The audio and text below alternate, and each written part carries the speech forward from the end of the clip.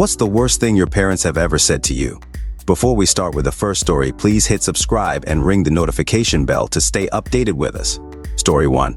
Look, everyone has some kind of pain. Grandma, Dad, and I all have arthritis and other things. Grandma's hip replacement wore out. Dad has sciatica, and I have bursitis. Stop complaining and learn to deal with it. My mother, driving me home after I received my fibromyalgia diagnosis. Karma got her later when one of her friends verbally smacked it into her head that fibromyalgia pain is severe and debilitating, that it could get worse over time, and that I may end up wheelchair-bound. She also talked about how badly the brain fog f***ed the person up. My mom was almost in tears as she apologized. She gave me a fibromyalgia awareness bracelet and started coming to my rheumatology appointments to ask questions for me whenever I had brain fog. Story 2. You're not autistic. You're just lazy. Why? Because I was falling behind on a science project because I was actually doing way too much work for it. And apparently I should have done it over the school break even though my teacher explicitly said we didn't have to, and he didn't expect us to. Like ISTFG ever since I was diagnosed with ADHD, looking for autism assessment too. She uses it against me. Not long ago I made a tiny on something, and she said that mid-low functioning autistic people were more responsible than me. And she's a social worker. Story 3. When he threatened to kick me out of the house because I took a different route home than he would have when coming home from dinner. It was so out of left field. I thought he was joking, but he was raging and was literally about to kick me to the street. Led to this massive argument that came close to having the cops called. I was 20 and it completely changed my view of him. I found a job across the country a few weeks later and left. Today he doesn't remember the incident at all and wonders why I never accept his help for anything and visit once every 5 years. Got what you wanted, old man. Story 4. My dad had been single since him and my mom divorced when I was 1 year old. I was 13 and was pretty sick trying to sleep in the back seat going to his house for the weekend. He just recently got a girlfriend at this point who had a daughter a few years younger than me. He forced me to go to his place that weekend. Even though I was pretty sick and he was frustrated, I wasn't interested in talking to him on the drive to his place. So he pulls over, looks back at me and says, "You know, I can just take you back to your mom's. I don't need you to love me anymore. I have girlfriend and girlfriend's daughter now." He did in fact take me back to my mom's, and I didn't see him again for another 3 to 4 years after she dumped him cause she found someone richer. Story 5. Being the oldest, I moved out at 17 to join the army. After exiting service, I moved home, bought a house at 23, and later sold that house at 25. In between selling that house and finding a new one, which took 2 months, my mother refused to let me and my wife move in temporarily. Her excuse being, doing something like that would ruin our relationship. That's after letting both my sisters move back in for over a year at a time, and my youngest sister still living there at 26. Thanks, Mom, you did ruin the relationship. Probably not the worst thing she said, but that was a real gut punch. Story 6. My parents are tied dad. So they diagnosed you with depression and anxiety. By definition, those two things would cancel themselves out. You won't be going back. I was 13. Mom, she told me over and over while growing up, you can always come home. No matter what, you can always come home. I was 22 and lost my job and could not find another with enough hours. We went out to lunch. I spilled my guts and how ashamed I was at failing. She looked me dead in the face and said, "Tell me how that turns out." I slept under a bridge for 3 months. Story 7. My mom started a relationship with my best friend when I was 13. He was the same age as me. I was her sole confidant. She told me so many things I never needed to know, including details about her and my dad's sex life.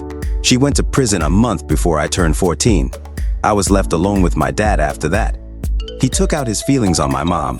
One time, I was very excitedly telling my dad about a story I was writing with my best friend. He cut me off mid-sentence, said, "Guess what? I don't care," to my face. He still defends this. My dad weaponized every bit of information I let him have about anything I cared about. If I liked something, it was stupid. If I didn't like something, he was devil's advocate. Eventually, I stopped saying much except responding. I'm not in contact with either of them. Story 8. After my ex-wife remarried, my dad befriended her new husband. It's especially weird because she abandoned the daughter we had together. My ex and her husband came to holiday events that I wasn't even invited to. I confronted my dad, and he said that Brent was like the son he never had. Brent liked NASCAR, country music, and religion. I lied none of those things. It ended my relationship with him and my mom by extension. I have only spoken to my dad a handful of times since then. That was nearly 30 years ago. We never even spoke when my mom and sister died. I did make peace with my mom while she was on her deathbed. My dad has cancer, stage 3, and I can't gather a single won't contact him, won't attend the funeral, don't want a cent from his estate. So yay, that guy. Fun fact, ex-wife cheated on Brent too, and they were only together for a few years. Story 9. Weird to say this is the worst thing, but what do you want me to do about it? I know it sounds sensitive of me, but when your year-old complains of a bad headache, maybe don't grumpily ask them what they want you to do.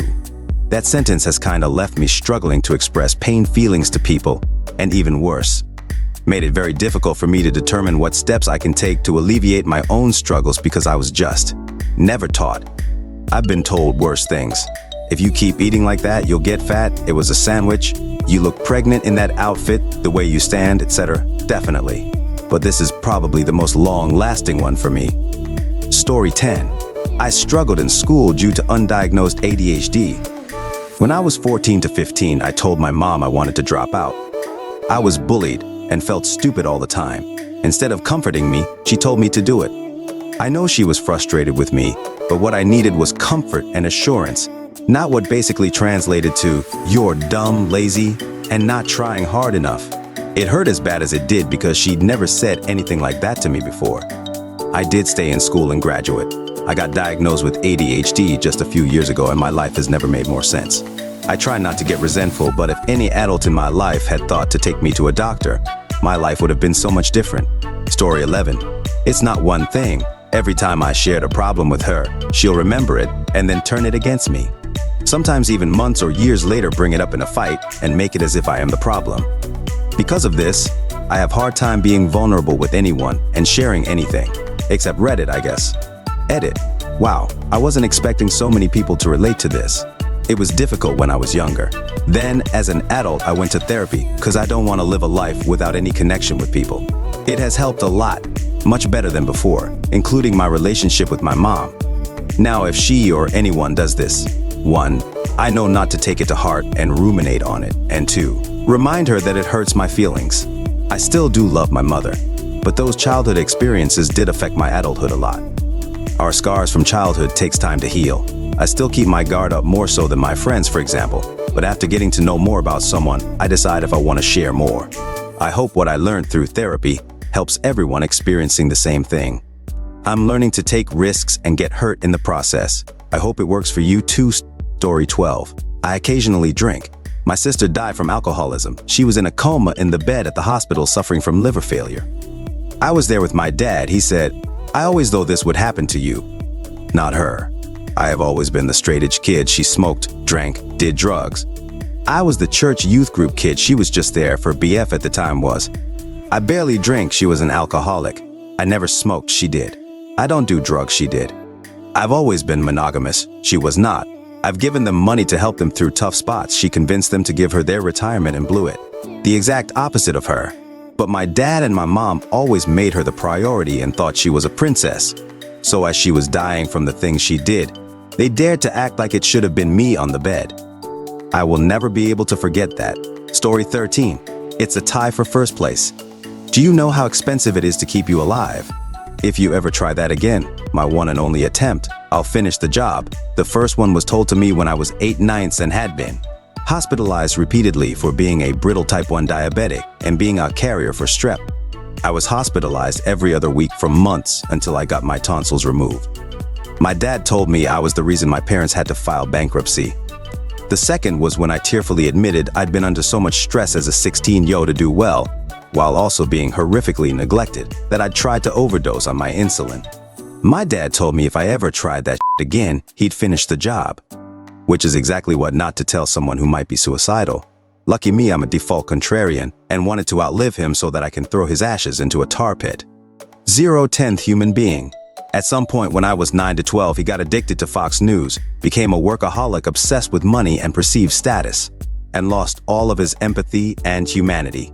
I am low contact with him and my mother and cannot wait until they finally divorce and my mom can marry my pre-selected future stepmom, her best friend.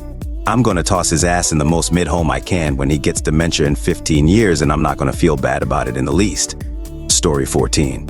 My parents spent their 50th wedding anniversary in a resort town, and they paid all the travel expenses and accommodations for all their kids and grandkids to spend it with them. I paid my own airfare because I could get a huge discount. At their anniversary dinner, he had a massive heart attack and was rushed to the hospital.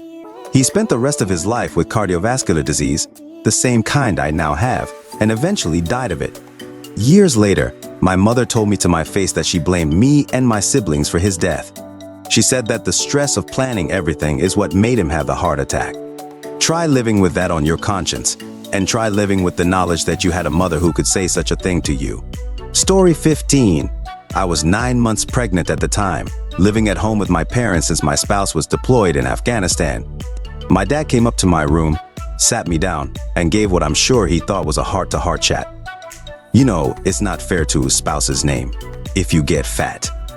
Then he spent the next half hour going on about my mom's weight and how unfair it is to him that she wasn't thin and beautiful anymore, and how men are owed a partner that takes care of themselves.